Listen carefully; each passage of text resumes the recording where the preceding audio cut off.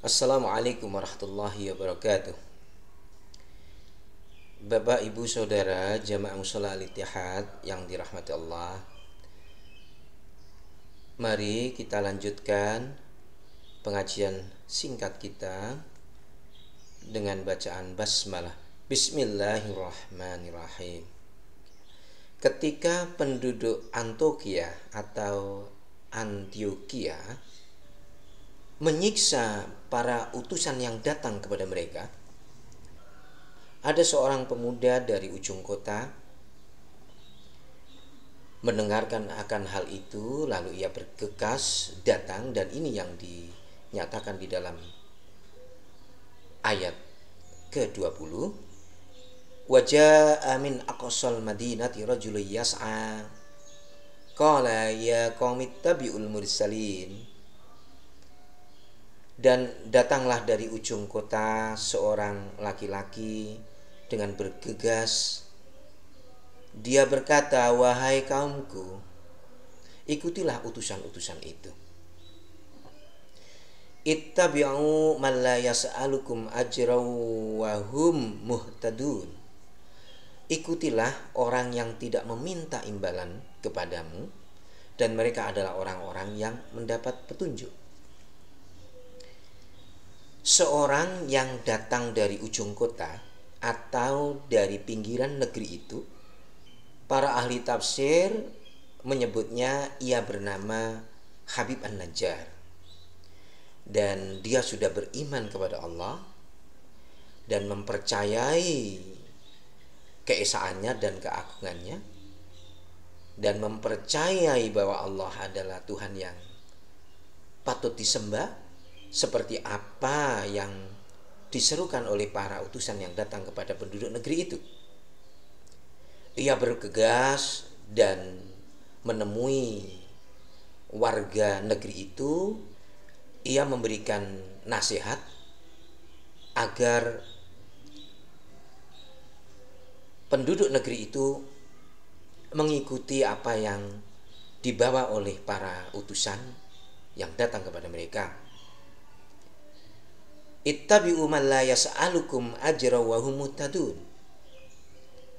Ikuti mereka yang mereka itu tidak meminta imbalan, dan mereka adalah orang-orang yang mendapat petunjuk. Para utusan itu datang kepada mereka menyuruhkan tauhid, agar mereka meninggalkan berhala dan menyembah kepada Allah semata. Dan mereka-mereka itu memiliki niat yang ikhlas, berdakwah, tidak menuntut imbalan apapun dari penduduk negeri itu.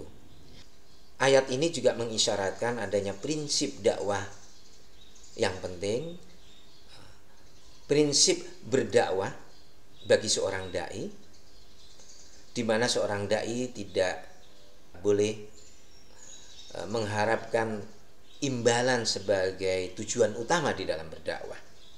Ayat berikutnya, wa ma liyala a'budul ladzi fatarani wa ilaihi turja'un. Tidak ada alasan bagiku untuk tidak menyembah Allah, di mana Dia Allah yang menciptakanku, dan juga kemudian kepadanya kamu sekalian akan dikembalikan. Habib An-Najjar selanjutnya menyatakan, a'attakhidhu min dunihi alihatan yuridni rahmanu bidurril la tughni anni syafa'atuhum syai'aw wa la yunkidun. Mengapa aku akan menyembah Tuhan-Tuhan selainnya? Jika Allah yang Maha Pengasih menghendaki bencana terhadapku, pasti pertolongan mereka tidak berguna sama sekali bagi diriku, dan mereka juga tidak dapat menyelamatkanku. Ini adalah argumen yang diberikan oleh pemuda itu, Habib An-Najjar, di mana tidak ada alasan bagiku dan bagi kalian semuanya untuk tidak menyembah Allah, karena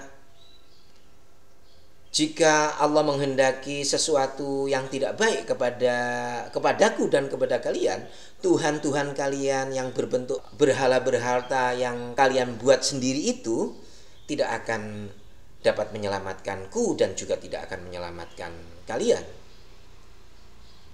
Ini adalah argumen yang rasional, di mana Tuhan-Tuhan yang mereka sembah selama ini tidak memiliki kekuatan untuk menyelamatkan ataupun tidak bisa memberikan pertolongan kepada mereka.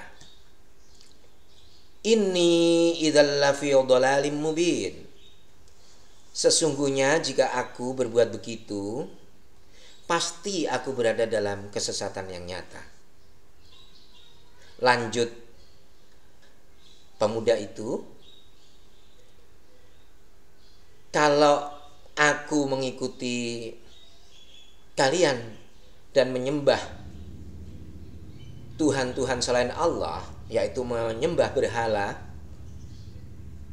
seperti yang kalian sembah, berarti aku sudah tersesat jauh. Inni amantu birabbikum fasma'un. Sesungguhnya aku telah beriman kepada Tuhanmu, maka dengarkanlah pengakuan keimananku. Semua yang dinyatakan pemuda itu adalah pengakuan-pengakuan bahwa ia telah mempercayai dan beriman kepada Tuhan yang diserukan oleh para utusan yang datang kepada penduduk negeri itu.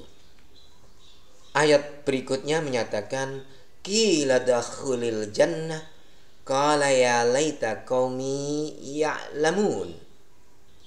Berdasarkan ayat ini, para ahli tafsir menyimpulkan bahwa pemuda itu kemudian disakiti, disiksa, dan dibunuh kemudian meninggal.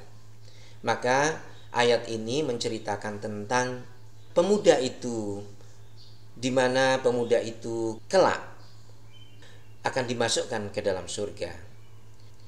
Dan dalam ayat ini juga ada pernyataan di mana pemuda itu mengeluhkan, kenapa kaumku tidak kemudian beriman dan mengikuti para utusan yang datang kepada mereka dan tidak beriman seperti apa yang saya imani. Alangkah baiknya sekiranya kaumku mengetahui bahwa aku, dalam ayat berikutnya, bima ghafarali rabbi wa ja'alani minal mukramin, apa yang menyebabkan Tuhanku memberi ampunan kepadaku dan menjadikan aku termasuk orang-orang yang dimuliakan. Bapak, Ibu, Saudara jamaah Mushola Al-Ittihad yang dirahmati Allah, sampai di sini untuk pengajian pagi hari ini. Kita sambung kembali ayat-ayat berikutnya pada minggu-minggu yang akan datang. Kita akhiri dengan bacaan hamdalah, alhamdulillahirabbil alamin. Wassalamualaikum warahmatullahi wabarakatuh.